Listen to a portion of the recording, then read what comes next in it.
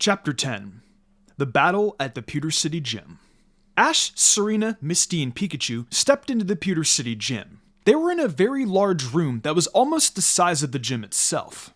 The room was poorly lit, making it a little hard for the group to see anyone or anything. They could tell the floor was made out of stone. They could also see several large rocks sticking up from the ground to fit the theme. Hello? Ash called. Is anyone there? My name is Ash Ketchum. I'm here for a gym challenge against Brock. Suddenly, bright lights illuminated the room, momentarily dazing the group and causing them to shield their eyes. When their eyes adjusted to the light, they looked and saw a teenage boy sitting Indian style across the room. The boy had dark brown, almost black spiky hair that stuck out in many different directions. He had dark tan skin and squinty eyes. He wore a green vest over an orange shirt and brown pants. Are you Brock? Ash asked. I am, Brock confirmed. I'm Ash Ketchum from Pallet Town. I've come to challenge you to a gym battle for the Boulder Badge, said Ash. Is that your Pikachu? Brock asked while pointing. Yes, it is, Ash replied. Brock then looked at Pikachu in an almost demeaning way. I see. So it's still in its cutest stage. Judging by his tone, Ash and Pikachu could tell it wasn't a compliment. What's that supposed to mean? Ash asked with some anger in his voice. It means it can't win, Brock answered. Well, we'll just see about that, won't we? Ash asked rhetorically. As if to demonstrate its power, Pikachu curled its paws into fists and sparked its cheeks. Well, as a gym leader, I must accept every challenge. Be warned, as I don't lose easily, Brock said as he stood up. We can take you on. My Pokemon and I may even have a few tricks up our sleeve, Ash told Brock. Very well. I must ask your guests to move to the second floor so they aren't in the way, Brock said. The group turned and saw a set of stairs that led up to a walkway on the second floor that had a nice view of the field. Misty went ahead towards the staircase, but Serena stayed behind for just a second. Good luck, Ash. You'll do great, she said. She then gave him a wink. Remember, never give up until the end. You got it, Serena, Ash said as he gave her a thumbs up. Serena then smiled and headed towards the staircase herself. Brock couldn't help but smile to himself. He wished he had a girl that was close to him. But now was not the time to think about things like that. He needed to focus on the match. Do you know the rules for the Pewter City Gym? He asked. No, I'm afraid I don't, Ash said while rubbing the back of his head. It's simple. As the gym leader, I cannot make any substitutions. As the challenger, you may make as many as you like. I will just use 2 Pokemon. Tell me, Ash, are you a trainer that's just starting out? Yes, I've been a trainer for about a week and a half, Ash responded. So I take it this is your first badge you're attempting? Brock asked. That's correct, Ash said. Very well. In that case, I will allow you to use as many Pokemon as you need. It's a privilege the gyms allow the new trainers, Brock said. Were this not your first, you would only be allowed to use 2 Pokemon as well. I understand and accept, Ash stated. Very well. I will choose my Pokemon now. Go, Geodude! Brock yelled as he threw his Pokeball through the air. The Pokeball landed on the ground and Geodude emerged. It looked like a large gray rock with a face and arms sticking out from the side of it. A Geodude, Ash said to himself as he got his Pokedex out to scan it. Geodude, the rock Pokemon. It uses its powerful arms to climb mountains and it is often mistaken for a boulder, the Pokedex said. Ash put his Pokedex back in his pocket and studied Geodude for a second. He would get to use all his Pokemon, so he decided he wouldn't use Pidgeotto and Pikachu just yet. He would save his Steel-type attacks in case Brock had a much stronger Pokemon at his disposal. Go! Butterfree! Ash called as he threw the Pokeball to release Butterfree. Butterfree cried as it came out. It then flew in front of Ash and faced Geodude. Brock then crossed his arms. You may make the first move, he said. Alright, in that case, Butterfree, use String Shot to try to immobilize Geodude, Ash called out. Butterfree obeyed and shot a continuous amount of sticky string at Geodude. Yes! Ash said as he saw the string connect and began wrapping around Geodude. However, its skin was so rough that the string wasn't able to get a good grip on Geodude. It easily broke out of the string. String Shot won't work against my rock Pokemon, Brock said. Geodude, use Tackle! Geodude began hopping towards Butterfree, but Butterfree was much faster. Butterfree, fly up so Geodude can't reach you, Ash called. Butterfree did as it was told and flew into the air away from Geodude. Great job, Butterfree! We should have the advantage now, Ash told it. You think so? Asked Brock. Geodude, rock throw! Geodude then smashed one of the nearby large rocks and the smaller rocks and began to hurl them upward at Butterfree at a fairly fast rate. Watch out, Butterfree! Dodge those rocks! Ash called. Butterfree then began moving through the air as fast as it could. It was doing a fairly good job, but due to the number of rocks Geodude had thrown, one eventually hit it. Free! Butterfree cried out as it was hit by one of the rocks, but managed to stay in the air. It's okay, Butterfree!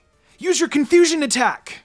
Butterfree nodded as its eyes glowed for a second. Geodude then began being enveloped in a blue form of energy and was lifted up into the air. Great job, Butterfree! Now, send it flying! Ash yelled. Butterfree nodded and used its powers to send Geodude flying across the field at a high speed and into one of the boulders. The impact caused an explosion of small pebbles to fly out. Geodude grimaced from the pain, but soon hopped out of the newly created hole ready for more. Use Rock Throw again, Geodude, called Brock. Use Psychic now, Butterfree! Don't give it a chance to use that attack! Ash countered. Butterfree's eyes glowed blue again for a little bit before emitting a huge blast of energy. The blast soared through the air and struck Geodude, who was too slow to get out of the way. It was sent sailing through the air again and onto the ground. It was able to get back up, but was clearly getting tired. Ash is doing really well so far, isn't he?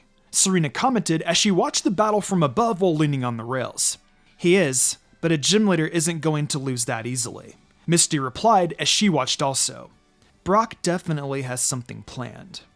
It seems we're gonna need to kick this up a notch. Geodude, use Rock Polish, Brock called out. Geodude then began to glow for a few seconds before stopping. It now seemed a lot shinier than it once was. Rock Polish, huh?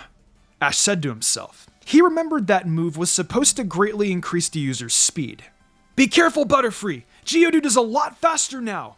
Butterfree nodded and prepared itself for anything Geodude might do. Geodude, try your Rock Throw once more! Brock called out. Geodude once again smashed a boulder beside it and began throwing small boulders at Butterfree again, but this time at a very alarming rate due to the speed increase. Butterfree was trying its best to dodge the boulders, but was having great difficulty doing so. It wasn't long before it began to get hit by a few of them.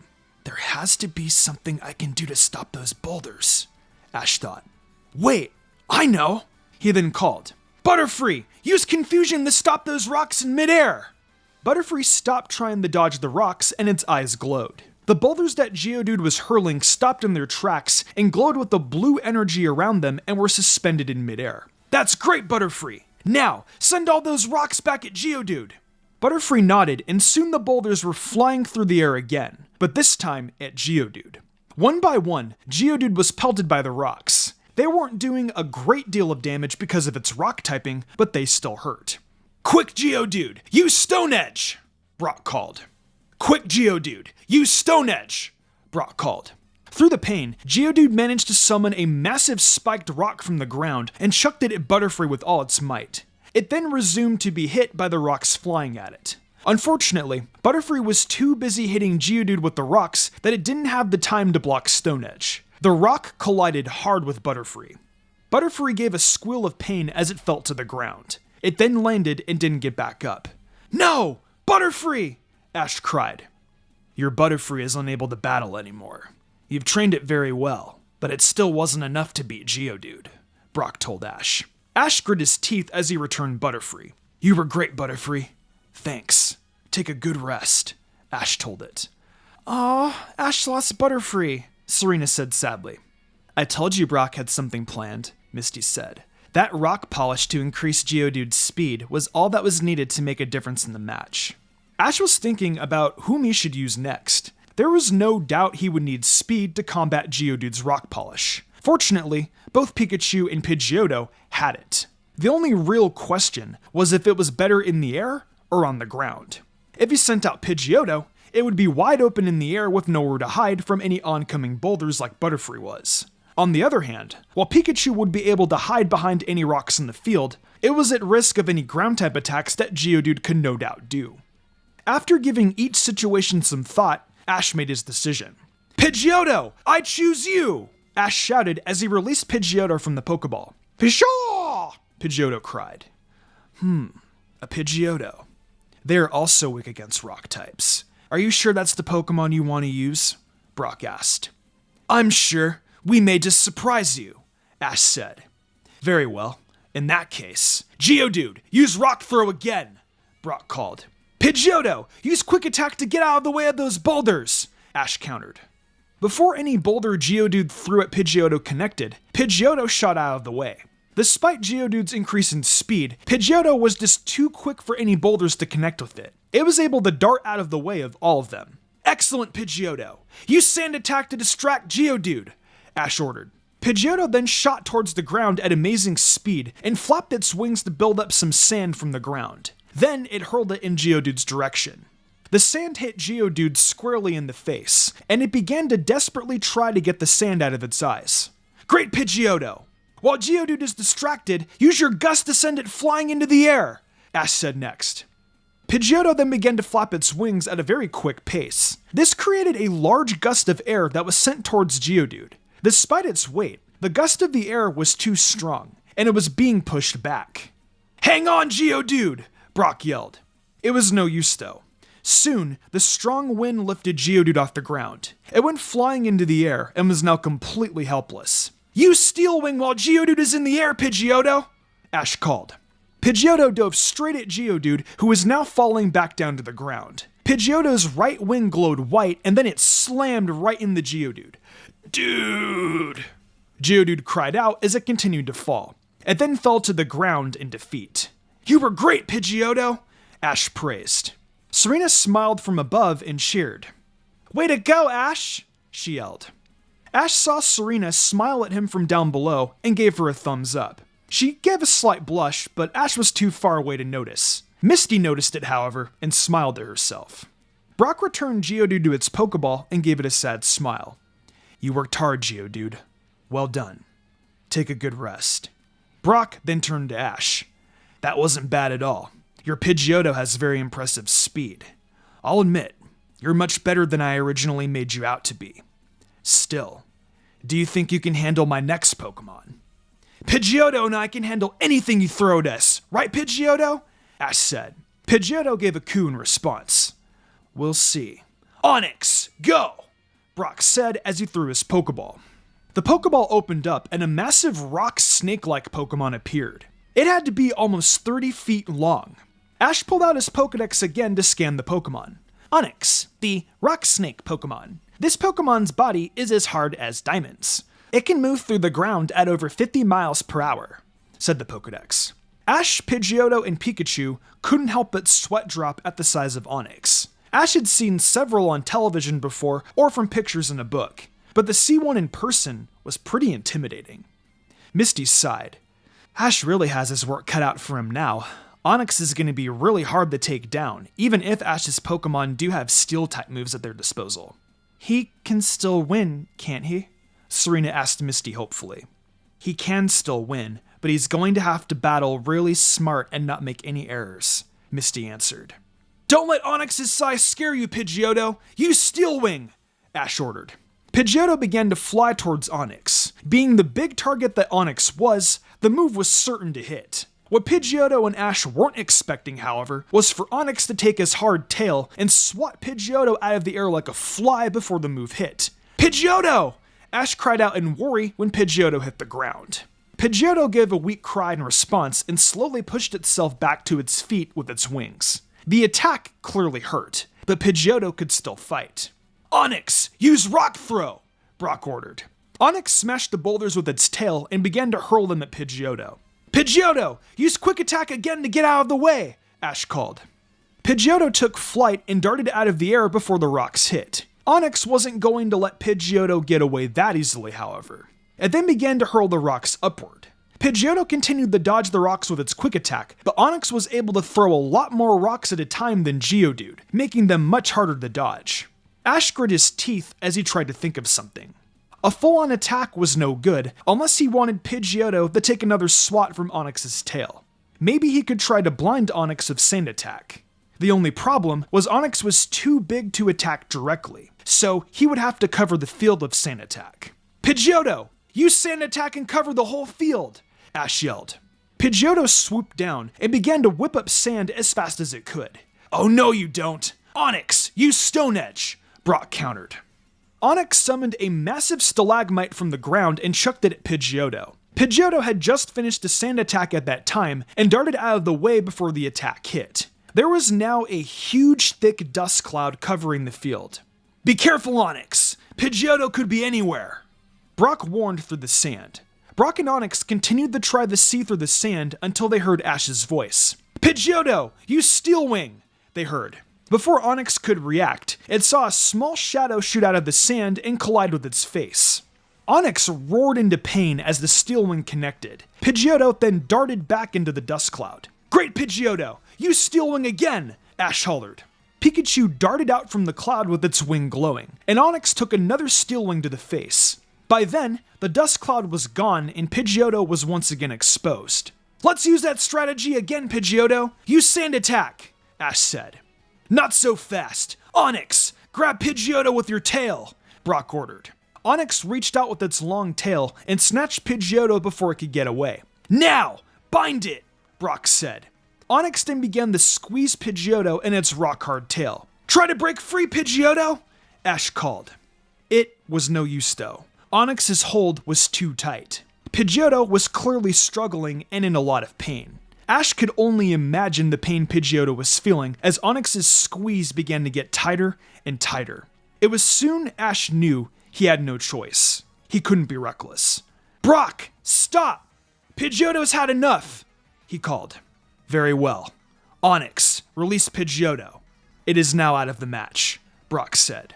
Onyx did as it was told and gently set Pidgeotto on the ground. Pidgeotto was in a lot of pain and gasping for air. Return, Pidgeotto! Ash called as he withdrew it. He then looked at the Pokeball. You were amazing, Pidgeotto. Thank you. You defeated his Geodude and weakened his Onyx. Take a good rest. I want to congratulate you on your decision to withdraw Pidgeotto when the situation was hopeless. You clearly care a lot for your Pokemon's well-being, Brock said. Ash nodded and looked at Pikachu. Well, Pikachu, it's all up to you now. Are you up for it? Ash asked. Pika. Pikachu said with a determined look on its face as it ran forward onto the battlefield. Come on, Ash, you can do it! Serena called from above. Pikachu is definitely at a disadvantage with typing in size. Ash will have to use Pikachu's size to his advantage if he can, Misty replied. The two then noticed a bunch of small kids fitting in the gym around them. They all had dark hair and squinty eyes like Brock. They had to be Brock's younger sisters and brothers that Flint had talked about, and had come to watch the match. It's all up to you, Pikachu. I believe in you, Ash thought to himself. To his great surprise, Pikachu actually turned around and nodded at its trainer. Ash never said anything, so did Pikachu read his mind or something? Ash quickly pushed the matter aside, because he knew he needed to focus on the match. Let's begin, Brock said. Onyx, use Rock Throw! Once again, Onyx smashed the boulders with its tail and began to hurl the rocks from the debris at Pikachu. Use agility and dodge, Pikachu, Ash said. Pikachu darted out of the way and easily dodged the large rocks thrown at it. It then went a step further and began jumping on top of the rocks as they were being thrown. Ash then had an idea. Pikachu, use those rocks as they're being thrown as a path to Onyx's head, Ash called. Pikachu then began to hop from rock to rock and it was soon able to reach Onyx's head. It then jumped on top of it. Shake the Pikachu off, Onyx! Brock yelled. Hang on, Pikachu! Iron Tail! Ash yelled in return. Pikachu's tail glowed white for a few seconds before it slammed its tail down on top of Onyx's head. Onyx roared in pain yet again, as that was the third time it was struck in the head with the Steel-type move. Keep at it, Pikachu! You're doing great! Ash encouraged. Pikachu nodded and struck Onyx again with an Iron Tail. After taking a fourth Steel-type move, Onyx was getting pretty tired. Keep trying to shake it off, Onyx, Brock said. Prepare for one more Iron Tail, Pikachu, Ash yelled. Pikachu was just about to use Iron Tail again, but Onyx was able to swat Pikachu with its tail this time. Pikachu went sailing towards the ground and then struck it very hard. Ash, Serena, and Misty couldn't help but cringe at how bad that must have hurt. "Pikachu, are you okay?" Ash asked worriedly. It muttered as it slowly began trying to get up. "Let's finish this, Onyx! Use Rock Tomb!" Brock commanded. Onyx obeyed and began throwing rocks at Pikachu. Since Pikachu was weakened, it was unable to get around it. It was unable to get around in time. The rocks weren't hitting Pikachu though. They were surrounding it. The rocks continued to build up layers until Pikachu was completely covered. It was trapped. "Pikachu, can you hear me? Pikachu!" Ash called over and over, but there was no response. Serena and Misty both sighed sadly while Brock's siblings cheered. "It was really close, but that Onyx was just too powerful," Misty said. Serena gave a sad look over at Ash from below. "Oh, Ash," she said. Her crush had done so well. Also, he was really close. "It's best for you to give up the match and get your Pikachu," Brock told Ash. Ash nodded and was just about to forfeit when he heard something. It was a rumbling sound coming from inside the rock tomb. Soon, a loud crash was heard and the rock tomb exploded in the shards of rock that went flying in every direction. After the debris settled, there was Pikachu. It looked tired, but still ready to fight. It must have used its Iron Tail to break free. "Way to go, Pikachu!" Ash cheered happily. His Pokemon had proven to Ash multiple times now that they were not going to give up for their trainer that easily. All he had to do was believe in their strength. Serena and Misty both cheered from the sidelines that Pikachu was still okay, while Brock's siblings groaned. "Come on, Ash! You and Pikachu can do it!" Serena yelled from above. "I'm impressed your Pikachu has broken free, but we aren't finished just yet. Onyx, use Rock Tomb once more!" Brock called out. With a new fire and determination, Ash and Pikachu weren't going to let that happen again. "Pikachu, use agility and get out of the way!" Ash called. Pikachu obeyed and sped away. Onyx was relentless, however, and was now using Rock Throw. It continued to throw rocks at Pikachu. It was being careful to throw them in a low arc so Pikachu couldn't use them as a path to its head again. Pikachu was doing an excellent job of dodging the rocks, but Ash knew they couldn't keep that up forever. He also knew there was no way Pikachu could get close without either being grabbed or swatted by Onyx's tail. Electric attacks would never work either. So, what could he do? He was looking at the rocks that Onyx was throwing at Pikachu. They were much larger than the ones Onyx had used for Rock Tomb, so Pikachu probably would be unable to shatter them with Iron Tail. It was risky, but he could probably knock them away. It was then Ash had an idea.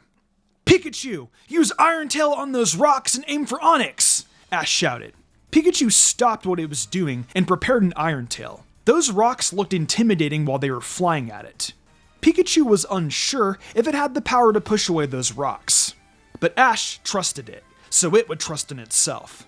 As one of the rocks was almost upon it, Pikachu swung its glowing tail around with all its might. The rock stopped for just a second before shooting right back towards Onyx at a breakneck speed. Pikachu then did it again with the next rock that came towards it. Onyx stared in complete surprise for a moment. Pikachu was actually able to deflect its rocks, before it was soon struck hard by the rocks it had thrown. They were moving at such an incredible speed that they actually did a good amount of damage to Onyx, leaving it dazed for a bit. "Onyx, try and shake it off!" Brock called.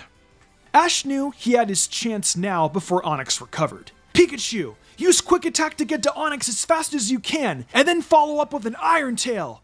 Ash shouted.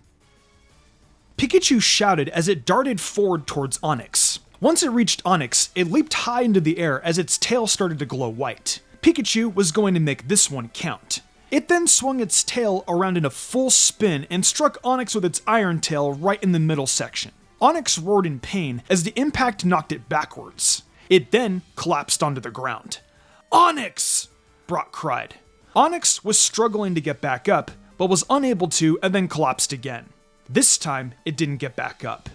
Ash stared in shock for a moment. He had actually done it. He defeated Brock's Pokemon. He couldn't contain his excitement anymore. "All right!" Ash shouted as he pumped his fist into the air. He then ran towards Pikachu. Pikachu gave Ash a tired smile before falling on the ground in exhaustion, but Ash caught it just in time. "You were awesome, Pikachu! Thanks a lot, buddy!" Ash praised. Pikachu then gave a nod in Ash's arms and closed its eyes to rest. "Ash!" Ash turned around at the voice and saw Serena running towards him with Misty following him behind. She stopped in front of him. "You and your Pokemon were amazing! I knew you could do it!" Serena said happily. "I must admit, Ash, you really pulled it off. That was a great victory," Misty said. "Thanks," Ash said. He then looked over and saw Brock's siblings going over to comfort Brock. Brock gave them all a smile before returning his Onyx to its Pokeball and congratulating it for its hard work. He then began to walk towards Ash. "You did a great job, Ash. You really surprised me. You overcame all odds with your type disadvantage and triumphed. You really do deserve this Boulder Badge," Brock said as he held out the badge. "Thank you, Brock," Ash said as he took it. He looked over the badge. It was gray in color and circular, but had several rough edges like a rock. "All right! I got the Boulder Badge!" Ash shouted happily. "There's a confession I have to make, Ash. The truth is, I don't really want to be a Pokemon trainer. My love for Pokemon has instead led me to want to be a Pokemon breeder," Brock told Ash. Ash, Serena, and Misty all remembered that Flint had told them the same thing. "Unfortunately, I have to stay here and care for my siblings, and family comes first." Brock continued while gesturing to his siblings behind him. "Ash, you're a great trainer and really care for your Pokemon. If it's not too much trouble, would you help me fulfill my dream by any chance? If you come across anything beneficial to the well-being of Pokemon, whether it be food, techniques, or anything, could you please let me know?" "I will, Brock," Ash responded. The group then heard the doors open, and everyone saw that it was Flint who entered. "Flint? What are you doing here?" Ash asked. The man didn't answer and instead went to Brock. He then took off the cap covering his eyes and fake beard to reveal a man who looked a lot like Brock. The only difference was a slightly aged face and a few gray hairs. "My father," Brock said with a hint of disdain in his voice as his siblings gasped in surprise. They didn't remember their father much like Brock did, but could still tell it was him. "What? You're the good-for-nothing father who left?" Ash exclaimed in surprise.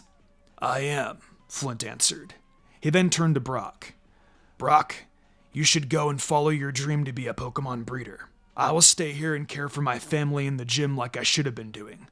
I've been a terrible father so far, but I'd like to try and make up for it the best way I can. I know saying sorry won't be enough, so I need to do it through my actions." "Wait a minute. If you're Brock's father, then why were you helping me?" Ash asked. "I already told you. I sensed something special in you. If I helped you, I felt something good might happen. And it did. I realized the error of my ways, and now I want to be a proper father to Brock and the rest of the family," Flint answered. "Thank you," Brock said. Turning to Ash, he said, "Hey Ash, as I've said before, you're a great trainer, and I admire the bond you have with your Pokemon. I think we can learn a lot from each other. You wouldn't mind if I came with you on your journey, would you?" "I don't mind at all, Brock. The more the merrier," Ash said. "Is that okay with you guys?" He asked Serena and Misty. They both nodded. "Thank you," Brock said gratefully. "Thank you for giving me a chance, Brock. I won't let you or your siblings down as a father anymore," Flint said. "Before I go, there's some things I have to tell you," Brock said seriously. Flint sighed. "I understand. I imagine there are many things you need to get off your chest. I'm ready. Here," Brock said as he handed him a pencil and a piece of paper. "What are these for?" Flint asked in confusion before Brock went off on a huge number of special needs each of his siblings had, ranging from allergies to dislikes of foods to bedtime to favorite stories. Flint was frantically trying to keep up with writing everything down before finally saying in frustration, "Would you slow down? I can't write that fast." Ash, Misty, Serena, and their new companion Brock were walking into the Pokemon Center in Pewter City. Before heading out, they decided to heal the Pokemon that were injured from the battle and also get a good checkup for the ones who weren't, since this would be the last Pokemon Center until at least Mount Moon, which was about 3 days away. While on the way to the Pokemon Center, they learned that Brock was quite the handyman when it came to chores. Brock had volunteered to do laundry and dishes for the whole group whenever necessary. Best of all, Brock had told them that he was a great cook as well. He had already brought plenty of cooking utensils and food, which he stuffed into a backpack. He even brought a map.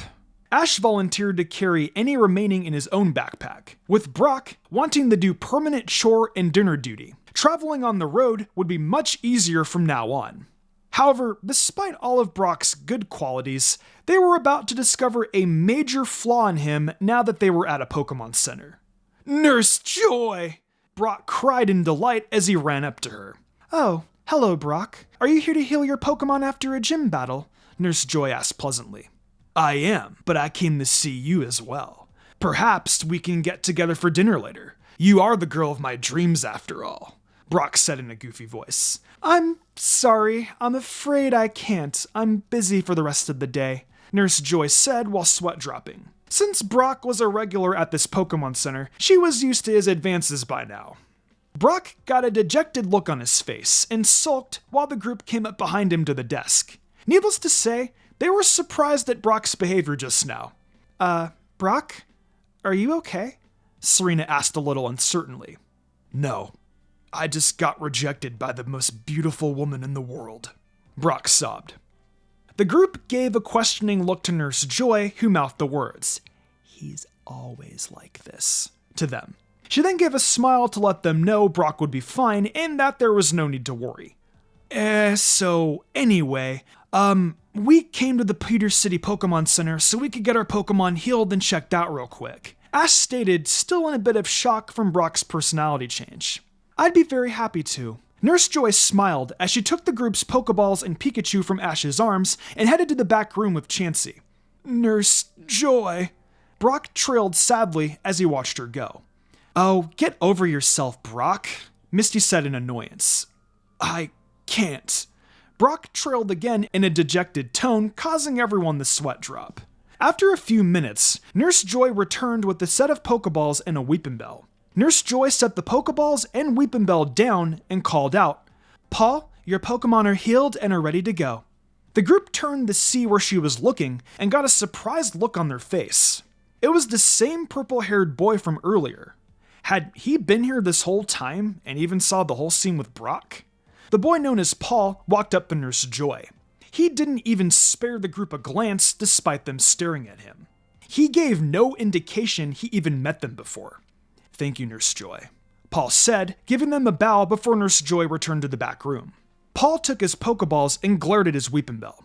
"What's wrong with you? You couldn't even knock out a single one of Brock's Pokemon. And the worst part is you were knocked out after only one attack. There's no excuse why you lost, especially with your type advantage," he said rather harshly. Paul's Weepinbell looked down shamefully before Paul sighed and continued. "I captured you in the wild because you seemed like a strong Pokemon, but you have yet to show me any real power since you haven't won a single match yet. You're going to have to battle a lot better if you want to stay with me." The Weepinbell looked down deeply hurt and was on the verge of tears before Ash stepped in. "Hold on a second. Don't be so hard on it. Weepinbell tried its best, didn't it? As its trainer, that should be good enough for you," he said. Paul turned to Ash and glared. "I would appreciate it if you would mind your own business," he said. "All I'm saying is that Pokemon always try their best for their trainers. Scolding them like that after every loss doesn't do them any favors," Ash said with a hint of anger in his voice.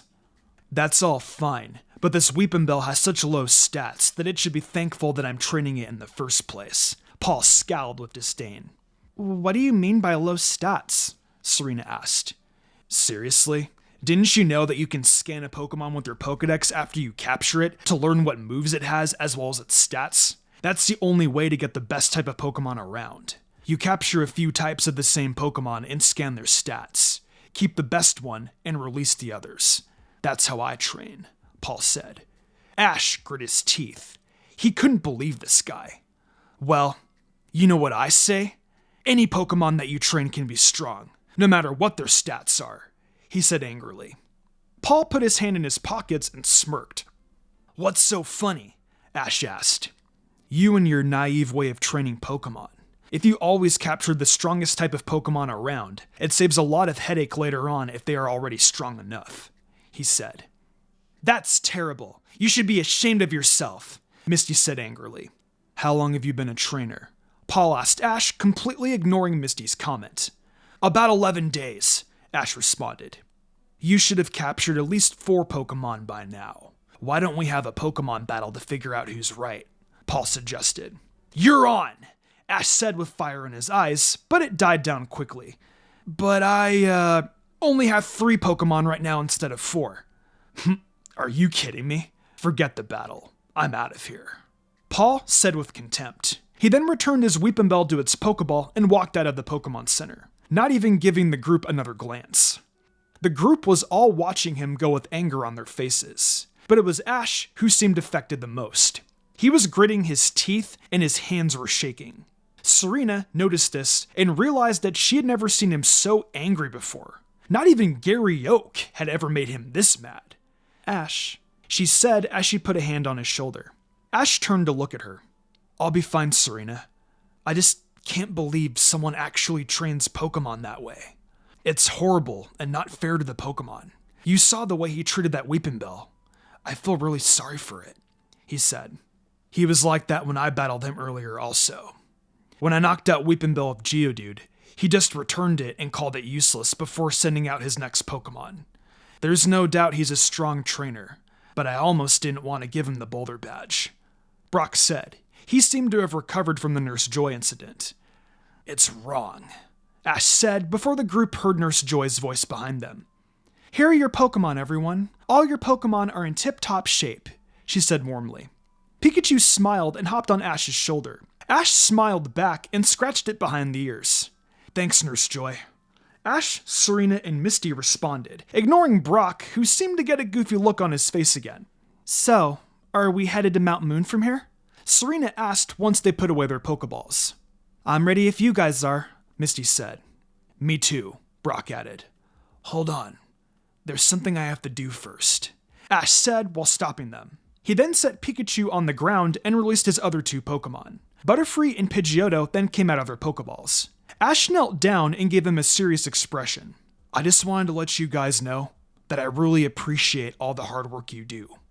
Every one of you is an amazing Pokemon, as well as friends to me, and I couldn't ask for anyone other than you guys. Just know that no matter what happens, I'll always be on your side. I just wanted all of you to know that, he said. Serena, Misty, and Brock watched this scene with a smile on their face.